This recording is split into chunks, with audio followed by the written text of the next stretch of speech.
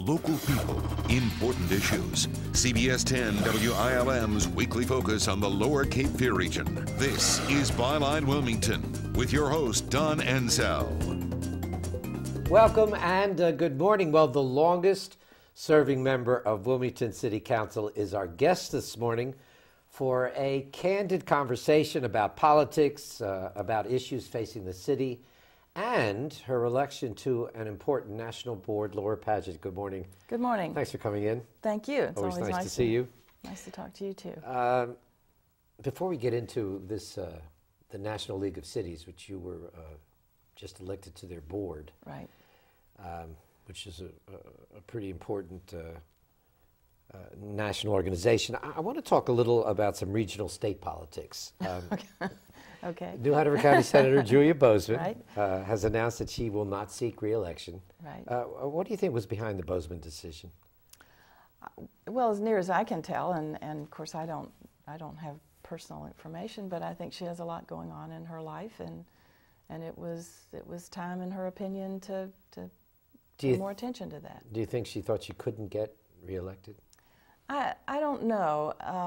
You know, as a politician who's run in several different races, you really never know whether you can get elected or not. And so, you know, certainly if you think you can't, you can't. So if that was part of what she was thinking, then she had to make the decision. Did you know about it before her official announcement? Did she? I had heard rumors, yes. There's been a lot of names bantered around. There have been. For that seat, or who might run for that seat. Yeah. And but your name hasn't surfaced yet. Do you have any interest in running? Well, I certainly have had some interest, but I think at this time I also have a lot going on, and it's probably not good timing for me. So is that's like no? That's basically no. Yeah. Were you surprised that Mayor Sappho ruled it out? A little bit, yeah. Yes. You know, it's a major leap to go from being around in local issues to spending so much time in Raleigh, and I think there are issues that make North Carolina a difficult state to serve in the legislature, and in some cases in local politics.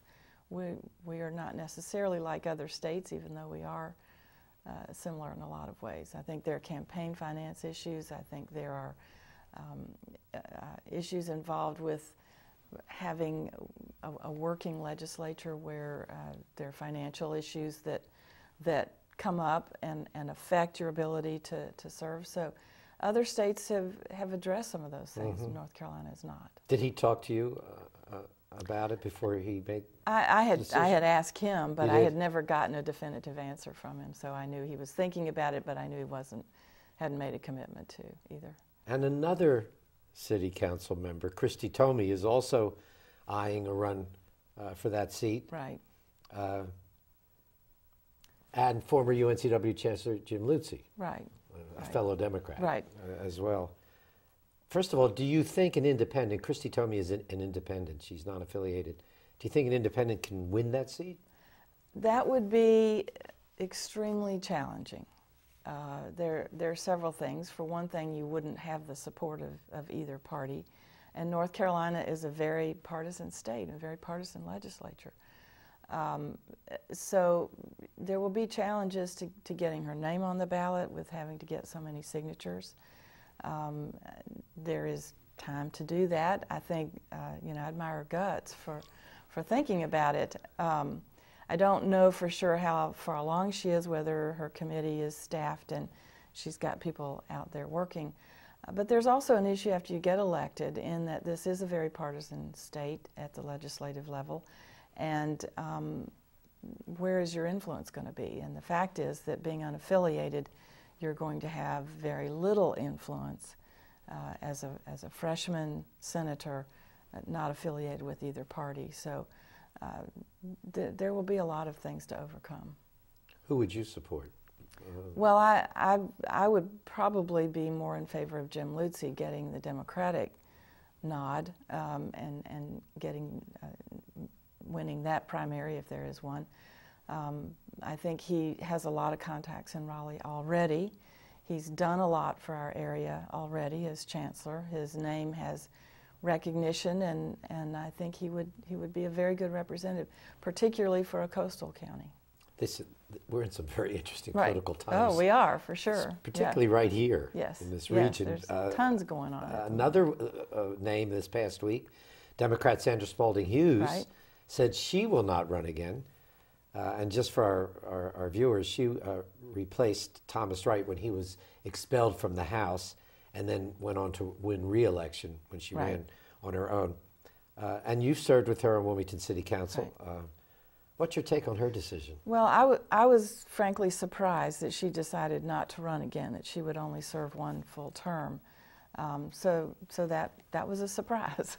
Do you think the U.S. Supreme Court decision that will change that District 16 seat from a Pender/New Hanover County seat to a strictly New Hanover County seat had sway in her decision? I would have thought that would help Really? rather than hurt, because it's so difficult to serve the two counties. It's a large territory. It's hard to get back and forth and make contact with people in both counties. So I would have thought that taking Pender away would have influenced her decision to stay.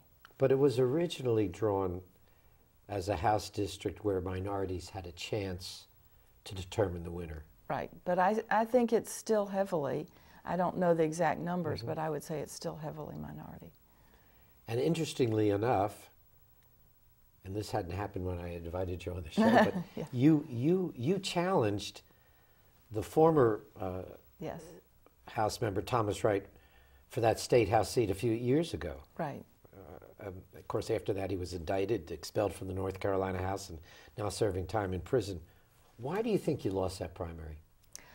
Probably the main reason is the voter turnout was absolutely appalling in that district. It was 6%. Wow.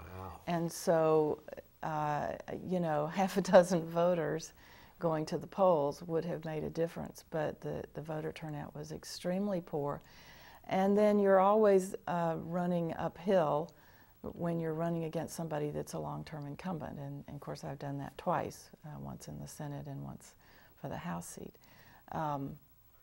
So people who are incumbents, even when there's some presence in the community by the opponent, which I think I had, it's still an uphill climb to take on somebody that's a long-time incumbent. Okay, we're going to take a break. We'll come back with our guest, Wilmington City Councilwoman Laura Padgett. We've been talking a little about regional state politics. I guess when we come back, we'll ask her, is she going to run for that Sandra Spalding Hughes seat? Stay with us. We'll be right back.